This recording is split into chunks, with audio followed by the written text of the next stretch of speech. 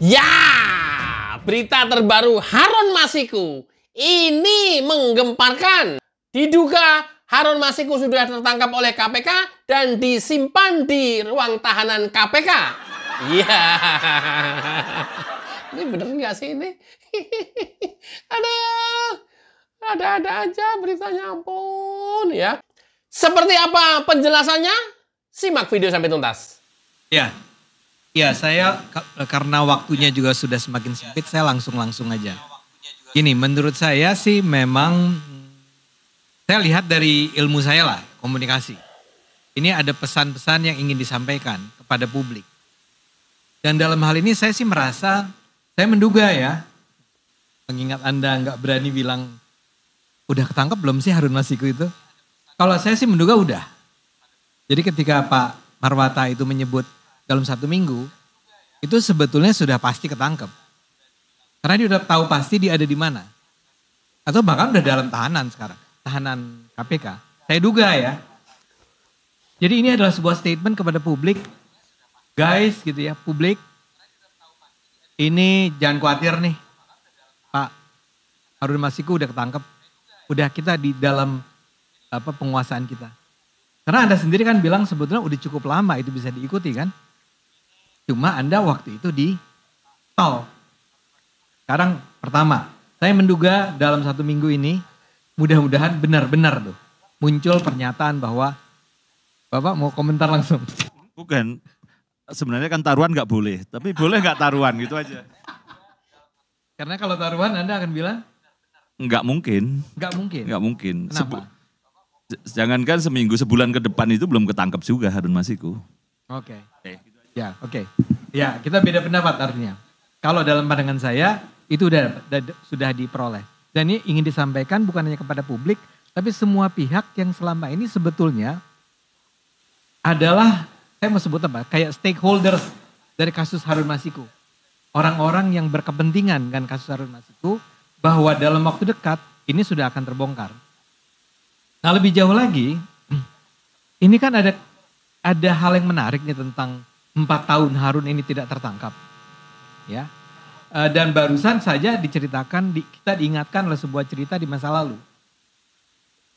Ada banyak orang yang mengatakan bahwa kesulitan untuk menangkap Harun Masiku oleh KPK di masa lalu, itu adalah karena, saya minta maaf, tapi saya harus menyebut apa yang dibicarakan di media, adalah peran dari ketua.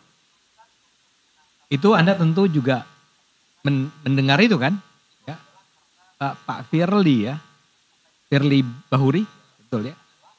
Itu kan disebut sebagai salah seorang yang dianggap menjadi aktor yang menghalangi KPK untuk sampai menangkap Harun Masiku. Misalnya saja Anda katakan tadi kan, ada 2 hal nih yang saya ingat. Satu kasus PT IKA.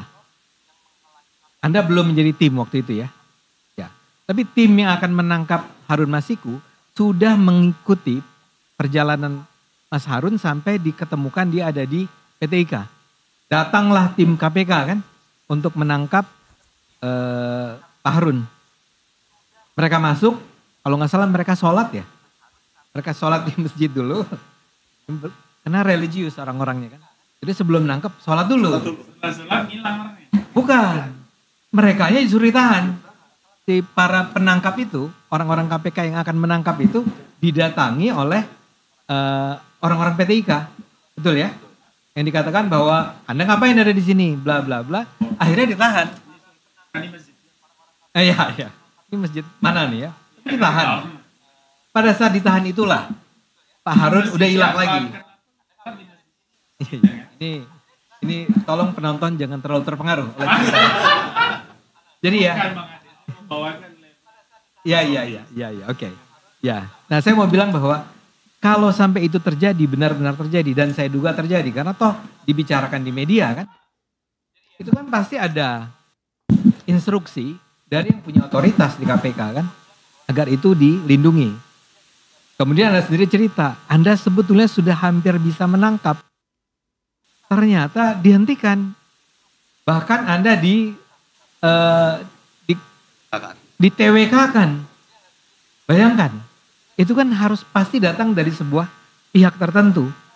Nah sehingga kalau sekarang orang bertanya-tanya, kenapa sesudah 4 tahun kembali lagi nih Harun Masiku? Salah satu jawaban sederhananya adalah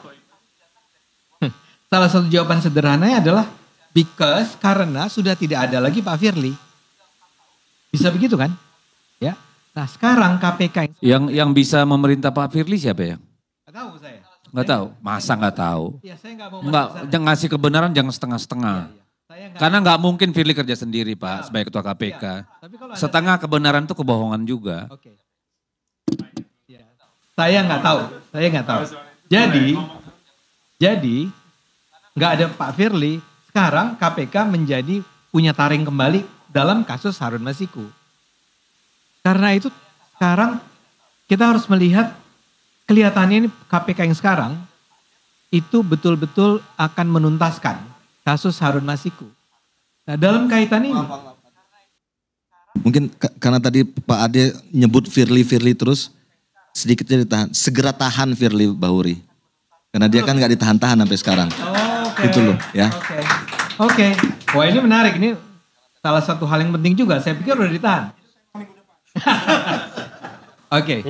Jadi, nah sekarang kelihatan bahwa KPK seperti ingin menunjukkan bahwa gue nggak ada lagi orang yang menghalangi kami ya.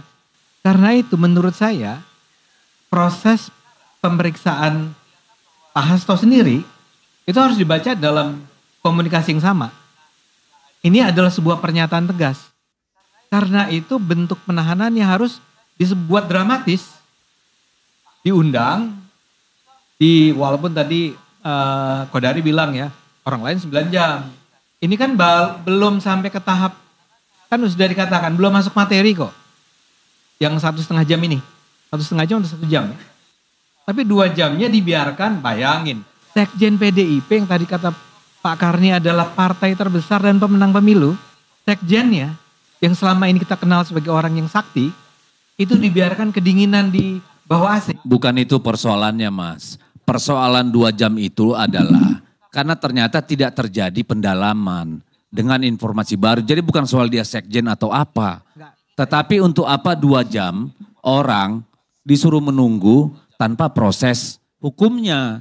Jadi jangan dikait-kaitkan dengan sekjen, dengan partai. Terlalu melebar Ini Anda. nanti pertanyaan saya sebetulnya. Iya Ada, dong. ada nanti. Enggak, kalau kita nanti terlalu jauh, semua bisa. Gitu loh. Iya. Ini pendapat saya, lagi-lagi kita mungkin beda pendapat ya. Nah dalam hal ini, itu semua adalah sebuah bentuk kesengajaan yang dilakukan terhadap seorang, saya terpaksa ulang nih, seorang tokoh yang sedemikian punya otoritas selama ini. Ini ingin dikatakan bahwa sekarang you are nobody ya. Sekarang Anda akan diperiksa secara serius oleh kami. Dengan cara yang barangkali tadi sebetulnya tidak sesuai dengan asas apa namanya ya, hukum. Ya. Bahwa dia kenapa harus dirampas? Saya duga dengan sengaja harus dirampas. Dengan cara ada orang bertopeng, bermasker, datang dan menipu si asisten dan seterusnya. Jadi kita harus melihat bahwa kayaknya sih selain bahwa Harun Masiku sudah pasti akan tertangkap atau pasti tertangkap, pada saat yang sama saya menduga bahwa memang ada upaya serius untuk mengangkat keterlibatan atau dugaan keterlibatan dari Pak Hasto di dalam kasus Harun Masiku. Nah sekarang saya minta kita semua atau kita ingin agar kita semua mengingat apa yang terjadi di masa lalu itu. Ya, itulah dugaan. Dugaan. Bisa benar, bisa salah. Ade Armando menduga bahwa Harun Masiku sebenarnya sudah ditangkap KPK. Tinggal nanti memunculkan ke publik berdasarkan analisa-analisa dan dugaan yang tadi disampaikan. Ya, benar apa salah? Ya, berharapnya sih benar sih. Ya.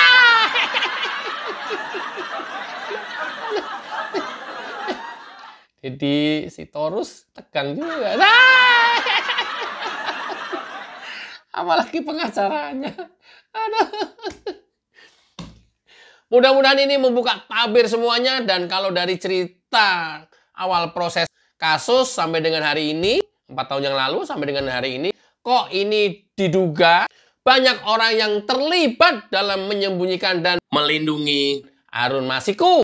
dari jerat hukum. Tapi ya itu juga lagi-lagi dugaan.